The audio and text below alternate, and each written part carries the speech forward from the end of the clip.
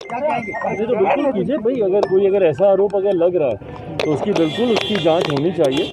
देखिए, मैं हमेशा हर किसी चीज़ में मैं इस बात का पक्षधर रहा हूँ कि आरोप मात्र लगाने से कुछ नहीं होता। आप आरोप अगर लगा रहे हैं उसकी जांच होनी चाहिए और जांच में जो भी दोषी हो उसके ऊपर कार्रवाई होनी चाहिए। पुण्यतिथि मनाएंगे, चर्चा है कि नीतीश कुमार उस पुण्यतिथि में जाएंगे। आप जाएंगे? आपको बुलाएंगे? आपको जाएंगे क्या बुलाएंगे? देखिए भाई, हमारे नेता आदरणीय रामविलास पासवान जी, उनका देश भर में उनके प्रशंसक, उनके समर्थक, उनके चाहने वाले इतने हैं कि मुझे लगता है कि शायद ही देश का कोई ऐसा जिला होगा जो उस दिन उनकी पुण्यतिथि नहीं मना रहा होगा। बिहार में भी लोक जनशक्ति पार्टी, हमारे हर जिला अध्यक्ष उनकी पुण्यतिथि पूरे धूमधाम से बिहार के हर एक ज़िले में आयोजित कर रहे हैं। और जहाँ तक रही बात मेरी, दिल्ली में भी, क्योंकि पिताजी के निधन के बाद जब उनका निधन हुआ तो उसके बाद बिहार में इलेक्शंस थे और जिस तरीके से लॉकडाउन लगा हुआ था, तो दिल्ली में भी हम लोग कोई इस तरीके का कार्यक्रम, क्योंकि कई उनके समर्थक हैं, वो चाहते हैं कि दिल्ली में भी उनकी याद में ऐसा कार्यक्रम होना चाहिए। तो 8 तारीख को दिल्ली में भी उनकी पुण्यतिथि उनके आवास पर 12 जनपद जहां वो रहते थे वहां पर भी इसका आयोजन किया जा रहा है। तो मुझे खुशी है कि देश भर में उनकी याद में, उनकी पुण्यतिथि पर उनको श्रद्धांजलि देने के लिए लाखों करोड़ों लोग इस कार्यक्रम का आयोजन कर रहे हैं।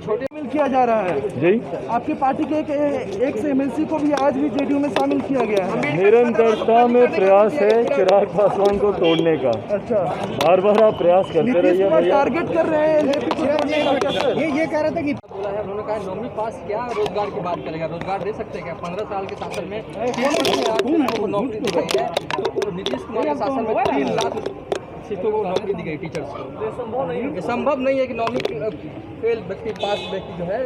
भाई चलिए, आपसे संभव है ना, कम से कम आप तो दे दीजिए। आप जो आंकड़े बता रहे हैं उसको बताइए कि आपने कहाँ कहाँ कितने कितने लोगों को नौकरी दी। 19 लाख रोजगार का वादा आप ही ने ही आने से पहले किया था। 2020 में जब चुनाव हो रहे थे तो उससे पहले 19 लाख रोजगार का आपने वादा किया। हकीकत ये है कि सिर्फ घोषणा मात्र करने से बेरोज़गारी समाप्त हो जाएगी, संभव नहीं है।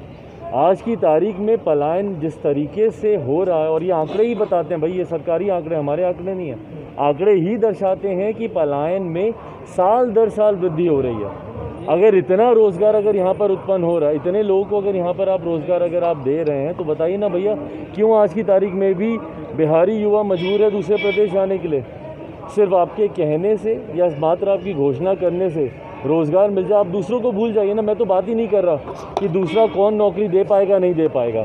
आज की तारीख में सरकार में आप बैठे हुए हैं, अधिकार क्षेत्र आपके पास है रोज़गार देने का। आप बताइए कि आपने कितने रोज़गार दिए। अगर आप बोलते हैं कि भैया अगर आपने 3 लाख आंकड़े, अगर आपने 3 लाख रोज़गार दिए तो बताइए कहाँ कहाँ वो रोज़गार दिए।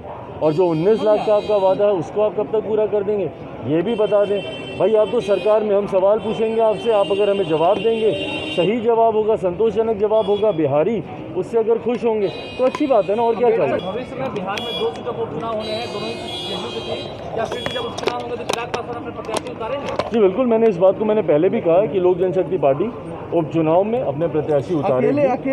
लोक जनशक्ति पार्टी के संसदीय बोर्ड, बिहार का जो संसदीय बोर्ड है, उसमें इसको लेकर चर्चा हो रही है। मुझे लगता है बहुत जल्द इसकी औपचारिक घोषणा कर दी जाएगी। बिहार संसदीय बोर्ड द्वारा एक प्रस्ताव चुनाव को लेकर बहुत जल्द केंद्रीय संसदीय बोर्ड में भेजा जाएगा और उसके बाद मुझे लगता है इसकी औपचारिक घोषणा।